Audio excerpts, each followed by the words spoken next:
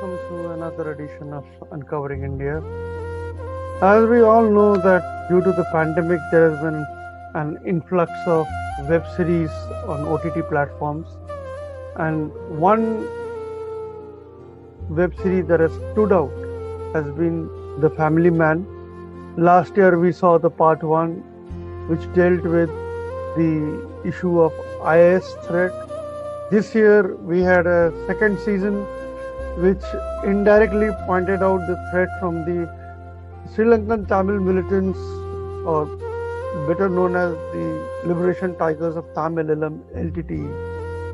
And after seeing this web series, it has brought back many memories in the minds, in the hearts of the armed army personnel, especially those who served a part of the Indian peacekeeping force in Sri Lanka, suddenly had their memories coming back of the pitched battle that happened in between 1987 and 1990 in Sri Lanka against the war against the LTTE. And two of the officers who were involved in the epic battle of Jaffna and winning against all odds and capturing the LTT stronghold, namely Lieutenant Colonel M K Gupta Ray, retired, who was the officiating commanding officer of 16th Sikh Regiment, and Colonel Manjit Singh Niranjan, who was a young officer with the 19th RAJRIF, which together had cleared the Jaffna from the LTT stranglehold. Recollect the memories of that war and tell us more about what happened and how did they overcome all odds to achieve the objective. So I hereby welcome Lieutenant Colonel M K Gupta Ray and Colonel Manjit Singh Niranjan for this important and uh, interesting deliberation of uncovering India.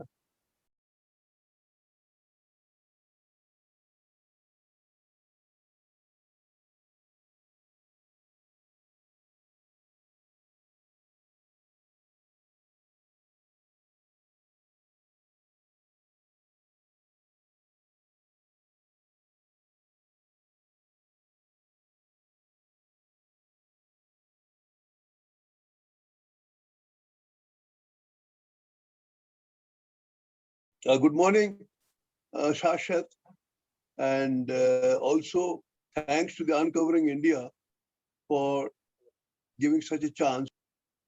A lot of resemblance from what I saw in the Family Man 2 and what we had gone through. Actually, everything starts with the intelligence only. The intelligence is the precursor to the operations, because intelligence gives all the details what is happening. Intelligence is a covert operation, and military is an overt operation. It is a part of the two sides of the same coin. So as they projected, they showed how the intelligence operated and how vis-a-vis what is happening in the camp, in the LTT, resembled to be LTT or some militant camp of what was happening. So these things do happen, and this is what happened. And when I look back, same thing happened in our time. And in our time, the intelligence agencies operating were RAW, IB, Defense Intelligence Agency, and High Commissioner Office at Sri Lanka, led by Mr. Dixit. So these were the agencies who were also doing the same thing, what was shown in the Family Man 2. But the problem was that time, none of all these agencies were working independently. Everybody was trying to take a like a lead than others. They are showing, they are going to show that they are leading. So what was happening is that we didn't have a coordinated intelligence information. RAW was telling something, IB was telling something, Army was telling something, Dixit Sahib was telling something. So it was a hodgepodge. So what they should do, what was being shown in the in this Family Man 2, that one agency was working. I think that is a good idea. Now, with seeing this camp sites of the so-called LTT or any other militant would look like that. So I was going back to my old, my memory flashed back to my old days, which we had gone through about 33 years ago. When I look back, I'll just narrate you how it happened, how did you get involved into the operations at with the against LTT at Sri Lanka. There was Op Pawan. It's a very fast moving film. I can say that. On 15th October 1987, I was sitting in my office. I was that time officiating commanding officer, because the commanding officer had gone on leave for a few days. And we knew that on 30th of on September, the accord failed. The accord between Sri Lanka and India, peacekeeping accord, has failed. And a lot of hurry, a lot of activity going on in Sri Lanka between the IPKF, which was sent there sometime in July, and the LTT. They became from the peacekeeping forces. The IPKF became operative unit. They were operational unit, and LTT became from friend to foe. So it was a very tense situation. And I was following that up, and I knew that something would be coming to us because we were the Reserve Brigade. And Reserve Brigades are generally given all the odd tasks. And we were being told in our daily sit traps that a lot of Indian army formations are going inside the Sri Lanka to strengthen the IPKF. So on 15th of October at 12 o'clock, and the main official work of the day was almost over, a ring comes from the adjutant. Somehow I had an eerie feeling that this call would be something different than a normal call. And then when I got connected to the adjutant, he told me, "Sir, brigade headquarters called you at 4 o'clock in the afternoon for an emergency meeting." And those days, our brigade commander, Brigadier Mavi, just got posted out for a long course to Russia. And the new brigade commander was coming from Leh. He got stuck en route because of some roadblock. And we were under, it was being commanded by deputy commander. So I had gone there, and there was a very hush-hush situation there. And we sat exactly at 4 o'clock for conference, and the bombshell landed. Deputy commandant said that, "Look, gentlemen, we have to go within 24 hours to Madras because the accord failed, peace accord failed, and there is a fear of backlash from the backlash in Madras from the local population, and you have to go there as aid to civil authority to help the civil authority there." I said, "Fine." So we were given 24 hours. We were preparing for that, and preparation for aid to civil authorities totally different. It is non-military affair. So we are making flags and these things. There are a lot of things available. We got to do in a drill. So we are preparing for that.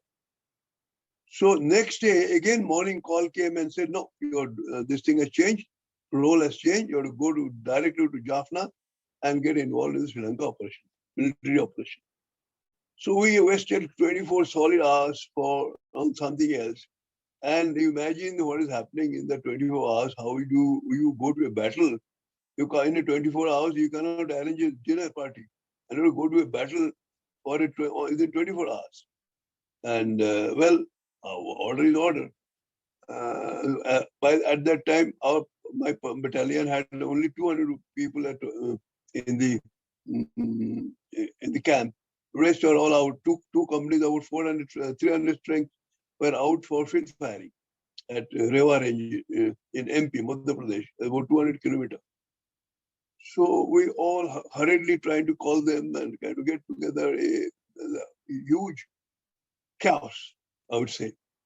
So, anyway, the day passed, and the next day at 4 o'clock, the aircraft was supposed to come. About four, and I managed about 430 people there, the soldiers there, and we waited for the aircraft. Ultimately, we got only few 7 or 8 aircraft, small aircraft, by which we can only took um, uh, 220 people. So from a battalion of 850 strength, we could land there with 220 people on, I think exact date, I don't remember, 17th of October, I think. We landed there at Palali Airport, which is North Jaffna, eastern mm, North Jaffna, and the northernmost point of the Sri Lanka. There was a Second World War time airports and airstrip, I would say, for landing emergency planes. So there we landed, and we went there. By evening, we all got concentrated, and we found no one there to I would not say welcome, but to receive us and to give some space, give some food. Nothing. We whole day we were without food. It was a courtesy Air India who gave us some food there in the plane, and also gave some extra packets we left to us for our evening meal. Thank God they gave, and we had something to eat at the evening. So there's no preparation, no khana, nothing. Well, we're given some piece of land in a jungle where our entire 220 people camped ourselves, and this aircraft didn't allow us to even carry any heavy weapons, and we had a kerosene or kerosene stove that also they didn't allow. So we had nothing practically to cook with. Anyway, the order came that next morning at 8 o'clock, I have to go with the commander, and new commander who came in Palali. I met him in Palali next day, who became our brigade commander. And imagine that you are going to a battle without your commander, because I don't know him. I didn't know him. Anyway, 8 o'clock at brigade headquarters, I went, and there was a helicopter standing there. Brigade commander, myself, another two COs, one CO, the 19 RAJRIF CO, and the BM. We took off and went to Jaffna Fort. We landed on the roof of the Jaffna Fort. That of course was a good one. That recce, because I could see the entire area around Jaffna Fort, and was the layout and what all is there, how to go. We made some kind of a plan, mental plan I could make, but I was alone. I wish my IO was allowed, and my somebody else, another officer was allowed, who could have helped me.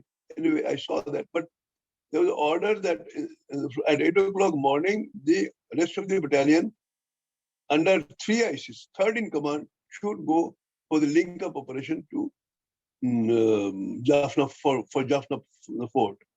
There were three axes. We decided one axis, which took about 27 kilometers from the Palali airport to Jaffna Fort. Just imagine the condition of the battalion. CO is not there. Second in command, who is authorized to become CO, he has been taken. I told the brigade commander, please, I don't want to go to a new place, new surrounding. All of a sudden, we're going to battle. My presence would be very important. But he bulldozed his way through. Well, he had his own plan. And so I had to go. And they started under 3 IC, Major Ramchan, for a long march. And long march means not a speed march, it's an operational march. Advance to contact, you can call it in the military terms. So I was worried all the day. So I had my recce and all. The idea was that I'll be dropped in the midway, and from there the guide will come and take me. I said, fine. On paper, it was fine. But what happened is at 3 o'clock, I get a message from the well said that we had met with an operation. We have confronted the enemy or LTT, and one officer is wounded, and one officer, 2 men are wounded.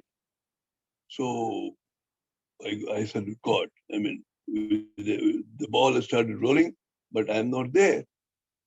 So we hurriedly packed up because our battalion was the leading battalion. We were supposed to be followed by 19 RAJRIF. So all entire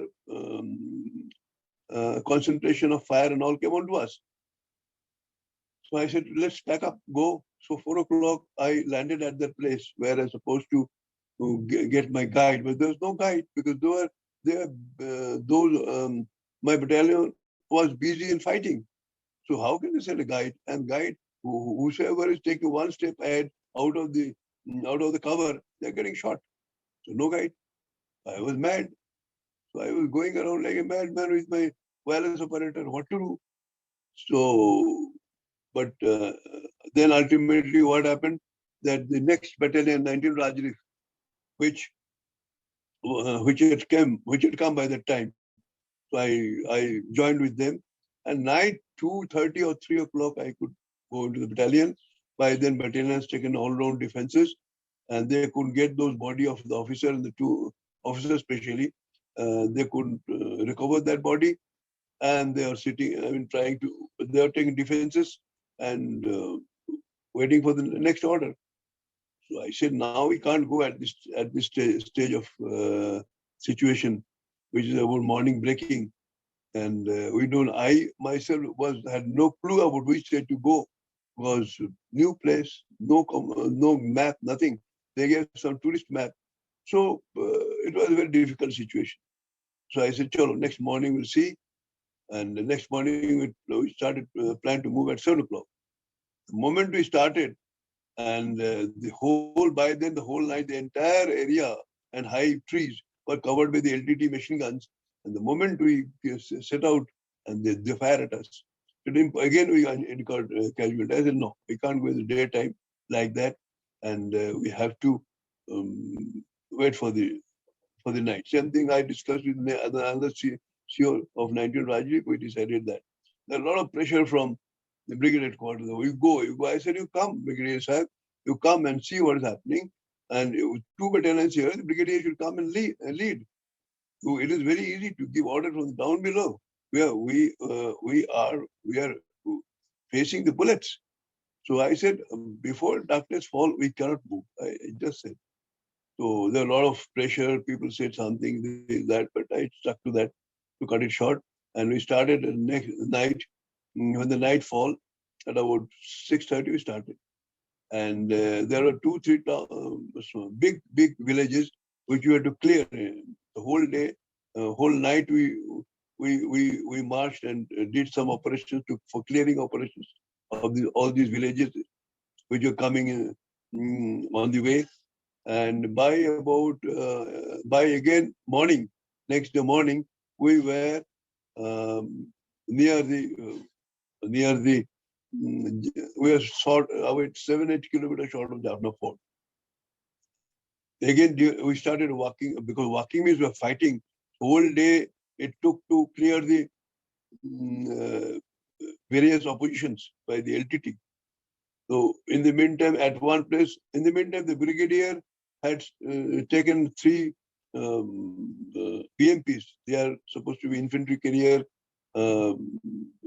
vehicle, covered vehicle, like tank without guns.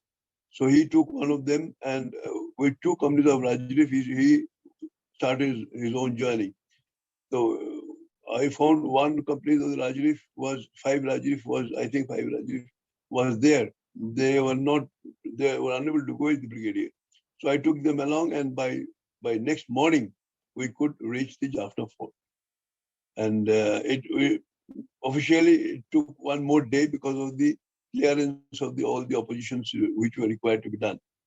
The next day, when we reached there, so we are given the brief what to do, how to operate. We are tasked, myself, there is 16 Sikh, and RAJRIF, 19 RAJRIF were tasked to clear the Jaffna.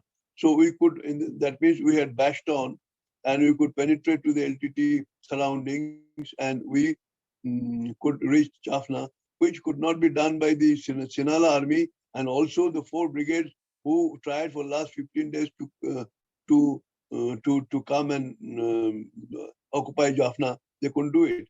They are all sitting about 15 to 10 to 15 kilometers short of Jaffna and just couldn't move. So we could really break in, and we could not only break in, then after reaching Jaffna, we cleared Jaffna within 3 days. Half we cleared, half 19 RAJRIF cleared. And then the 5 RAJRIF came who expanded, and we cleared the entire thing within 5 days. So that was the operation part. And there's the initial operation. Thereafter, we had started spreading and going to various other places, Bubunia and all. Then it became a long drawn affair, and that is how we had initially set in, and then thereafter it carried on for 3 years. There's a long story to say.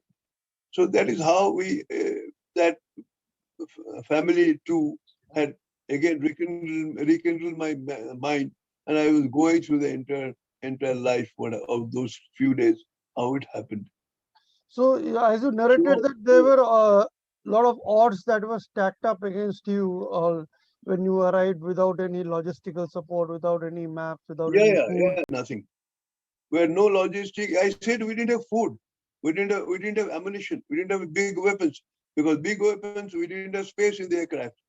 And I was told by the higher ups that within 33 days, or within 3 days, these 330 left out soldiers and heavy equipments will come to us within 3 days. They came after 33 days because they came to Trincomalee. From there, they came by road over 200 kilometers. It took 33. That means for this initial period, we had no logistic to choro. We didn't have our own weapons, ammunitions. We had a rifle danda and few bullets, which of course bullets we got from thereafter. That is one thing. Second thing was no medical coverage, no basic clothing, nothing. If you go for operations, there are a lot of wear and tears. So the logistic was nil. There's nothing. And the morale, the soldiers were asking me, "Sahab, isko to hum kal training de rahe the. Hum kaise isko kyun ladai kar rahe logon ko?" They are foxed. They didn't know what for we are fighting and what is happening. Because as a soldier, you don't know the national planning and what's Prime Minister doing, Chief doing. They only know what is happening today. So I had to explain them, yeah, this has happened because the things have gone wrong somewhere. We have to now get involved into battle. So, I mean, now you just imagine, you can't tell them what is happening, because I didn't know myself. That what is the hurry? What is the hurry? First thing is, what is the hurry? You see, if you remember, if you know, the Indira Gandhi told Manekshaw, Field Marshal, that time General Manekshaw, that Sam, please do something, because the states are sending me frantic signals. States means eastern states, Bengal, Bihar, Tripura, all these things. Sam.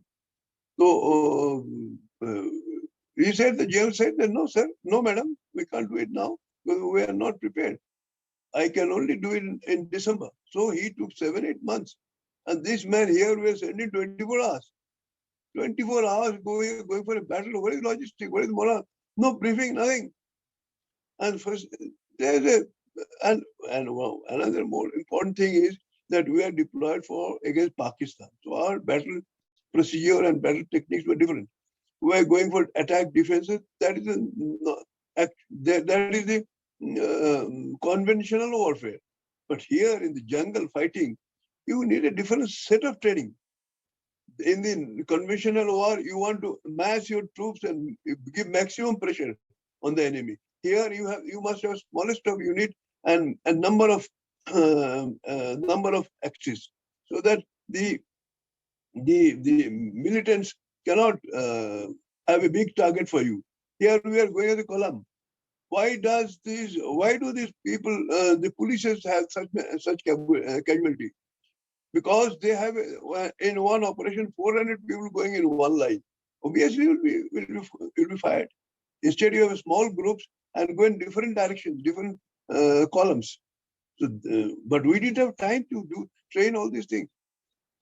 You're telling today in normal course, people of the family and doing normal training and all. You're telling tomorrow you are throwing them into the battlefield in a different kind of battle. We are being trained for something. So these basic flaws, I don't know how could these big generals didn't understand the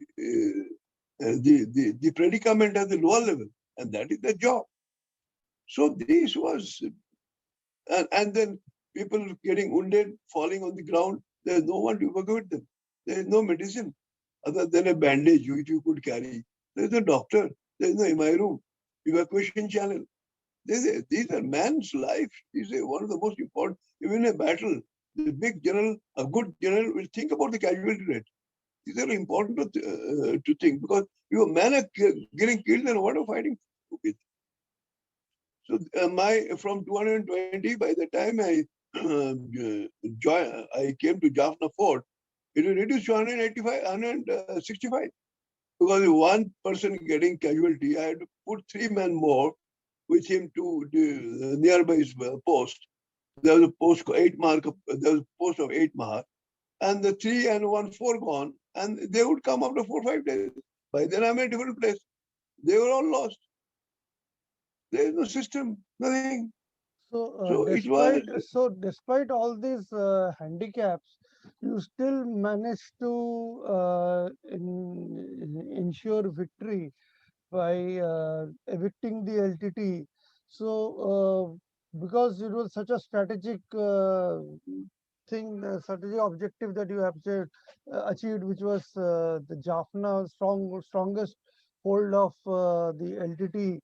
So, what did that victory mean for your team, your unit, and from strategic point of view and from morale boosting point of view? How did it change the way things moved thereafter? Yes, a good point. You see, what happened was it is the leadership which count at the end of the day. Our junior leaders, company commanders, platoon commanders, and the men, they were really lion. They fought like a lion. Even I shouldn't talk about myself. When we were advancing, the people were taking positions on the ground, somewhere in bush, this, that, cover. So I never lied down. I was walking on the road straight. One of my officers, Major Ramcharan, I still remember. He said, "Sir, you're walking like you're walking on a mall road." I said, "Man, if I sit down or I lie down, you will not get up again." So it is that leadership is not only. I'm giving an example. Similarly, the way Lieutenant Nagar, he took the initiative to clear who was hit, clear that opposition, first opposition. These are these are examples. By seeing the examples, the the the troops, they also become very aggressive, and by sheer of force of speed, though you may call a 1 day late, but the speed of operation when a bullet is fired, you just cannot walk like a free man. So all these people, they really showed their training a great deal, and the morale, of course, the morale was there. It became very high. Though our senior officer didn't appreciate, the Brigadier Manjit, who was there, he didn't appreciate. Tried to bully us that why you are late by 1 day. You are. He had sent a message that we are dragging our feet. Imagine your senior officer sending a message, you're dragging your feet, whereas we were broken in within 3 days, where the other formation failed because they have their individual agendas. He wanted to project himself. So there's a different part. But the parties, the armed men did very well, and then he gave us 4 or 5 hours rest, and we started operation in the evening again with full gusto, and we cleared. Just imagine. I mean, I don't have to say anything how much they were involved. Our men. And in one explosion, about 13 guys got injured when we were clearing the town. But there, no one backed out. I mean, no one showed any hesitancy in going. In one place when we were clearing the roads, we didn't go through the road because roads are mined. We had made a hole through the houses. by rocket launcher, by firing rocket launcher. We made a whole, I feel sad for those houses, but we made a whole house to house, and we went like a tunnel. We went. So these things we did. The people are. There's no question. I mean, their moral is very high. If the leadership was a little better, they would have much better. You see, we have taken 3 years to clear all these things. I mean, ultimately, we could have done if we had given 1 month training, like Manekshaw. If he said, "Give me 1 month to train my men," if we had given a training for 1 month, if we had known what is coming, we could have cleared everything within a month, within a month. With no training, nothing, we could do it. So with training, with proper orientation, imagine what would happen. What you could have saved. So that's happened, and our men, their morale was always high. There is no question about it. That's why you could do that, and somehow people get scared of Sikh soldiers. I saw it in 71 war also. The 71 war, those people who were opposing us, they just ran away seeing those Sikhs. Somehow it happened. It is not that my regiment I was talking about. So We that's also read they the have got same something. about the Chinese also. We read the same reactions in after the Galwan Valley episode that they were Sikhs. They were literally scared of the Sikh soldiers. They're scared of. But that Pakistan, though little out of the way, in the 71 war, they would not. They just laid down their arms. And when our relief came, I'll not name the battalions or name, the relieving unit CEOs told me I need some Sikh troops with me. Otherwise, please. The CEO left one company strength, and me also. The two Gupta Raja. You are not married, so you be there. So that happens somehow. Anyway, but before I would like to take certain time for what we learned. It's very important what we learned from there. I would like to take a few minutes in doing that. First thing is that commander should not be changed before the battle. Even the grade 2, grade 3 is commanding, he should be there. Now we had a deputy commandant who was commanding us, who had all the liaison understanding, and another brigade, one brigade commander, which were welcoming him, was coming. What was the requirement of getting a neighboring after having reached the battlefield? What is the requirement? First thing, never do that, because you have not created bond between the two. Second is our tri-service command failed. Air Force ditched us. I don't say if they were ditched, but they had taken the aircraft away when the half of the troops went for some operation, and they were left there, and they were killed. 30 people were killed in the daylight because the aircraft didn't complete the task. Third is that you must have a fourth. You must have a B, C, different plans. Now, IPKF went for a peacekeeping, fine. But you must have a second, third plan that if the peace fails, what do? They are there for 1.5 months hobnobbing with the LTTE and Sinalas, but they didn't prepare for if it breaks, what happens? If it breaks, what happens is very important. So we didn't have that plan. If we had that plan, they should have, by then we should have been prepared. No, this thing should happen if it fails. But we didn't have that. Then is training. As I said before, training is very important for whatever operation is going. Training based on that should have been practiced. That again is linked to the time given. Then logistic. Logistic is they're saying that professionals talk about logistics, amateur talk about tactics. The logistic, if there's no logistic, nobody can fight, which we failed completely. Then when you have warning order, before starting any operation, you must have a warning order. There is a basic teaching, and they flawed all the teaching. There's no warning order. They said you go there. What do you go? What do you do? There's certain information is given in the warning order. Next is casualty. we never taken, at least initial period, the higher up didn't consider the casualty rate kya hoga. Casualty is very important. If you have, all battles should be fought in a way. Why you have these weapons? Or why you have these things? Because to minimize the casualty, the weapon should do the job of, beforehand, so that men are not hit. It has to be there, but minimum. Then leaders must know his men. You can't put a leader just like that, drop like a brick and say you lead them. There is no bond. You don't look up to him as a leader. You have to create your place. I don't know, how could you do that? Then, after all, the war is a game of destruction. The game of destruction. In this destruction, how much you save, that is jealousy. And I would say that our government, at the government level, should look after the families of the fallen men. I saw their misery. The men killed in the battlefield, and the local administrations tell their families to leave their houses and go. Where they go, they don't know. Have that sympathy, have this empathy for those people who have lost a husband, brother, father, and give them something.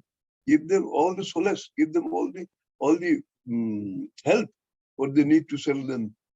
Jo gaya to gaya, usko to nahi de sakte. It's a part of the life we came. But I was astounded to see how they harassed those families. Though it is not related to that family men too, but it is a point I would like to bring out. If anybody is hearing that you fall, I mean, even now the families are falling. What we are doing for them? I don't know. I'm told that people take years to get even their pension. So that should be looked into. And once the operation starts, nobody in the ministry, even Prime Minister, should interfere with the operational generals, operation leader. That is what exactly Indira Gandhi did. When the General Manekshaw told, Madam, you may put me under BSF, but let me have only one boss.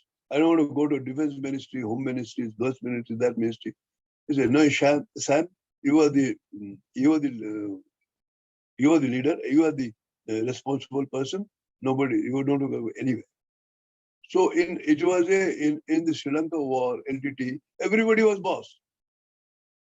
External affairs telling something, your defense ministry saying something.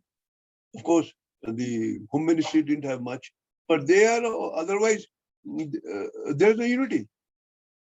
And our army chief, Mr. Dixit were talking more than the army chief. All the things were being done between the Dixit, Raw, Man, IB. Our general was a second fiddle. So the person who is fighting the battle gave all wherewithals. He should be the ultimate man to take a decision and to do the business. So all these things that you have pointed out, have we learned our lessons in today's warfare?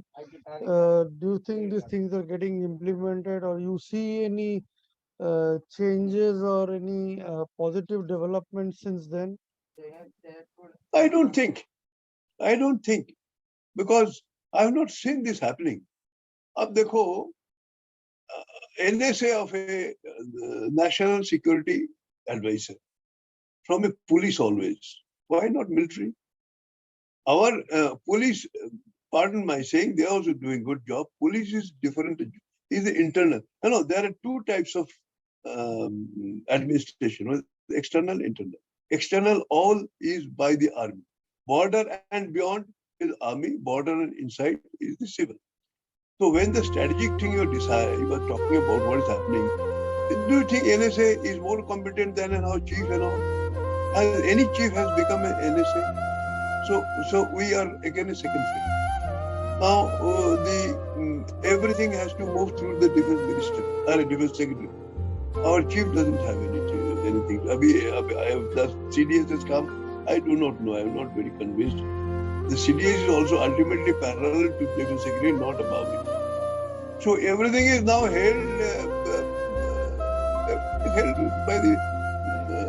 by the civil government. It's good. Civil government is ultimate, but let him have the CDS direct to Defense Minister or the Prime Minister. That is what happens in the USA. They have got direct access to the president, and especially during war. You can't go. You have to go through somebody, this, that, and how the men, how they looked after. What is he looking after? I don't know. Even now, I'm told.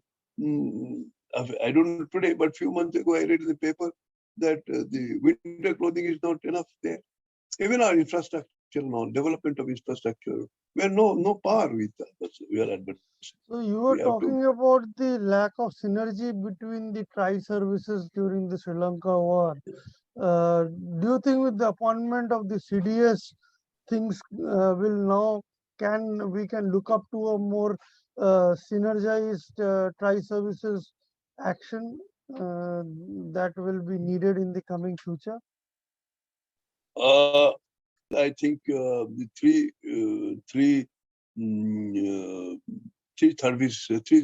services having their own say. That's okay. What should be done is when you go for a war, that particular formation, let's say a corps is going for a war, a division or an army is going for a war, so that they should be allotted a complete resources. That resources should be under them, and they should be able to utilize it as they want. It is not that what happened otherwise. The Air Force allots some resources, and that resources is then also under command of the Air Force. So it should be completely there. The one, like your infantry units, these should be also unit part of the formation. And the entire plan. Now we make a plan, and it comes from as the resources. Okay, for a particular operation, but ultimate control is with the mother service. But there are loose ends which should be tightened up. Thank you, sir. Thank you for taking out valuable time of yours and sharing the past history of your Sri Lanka operations. And we wish you all the best for the future. Thanks for connecting with us. Thank you so much. Thank you so much. I'm really indebted to Uncovering India for giving us a forum to talk. Thank you very much. Thank you, sir.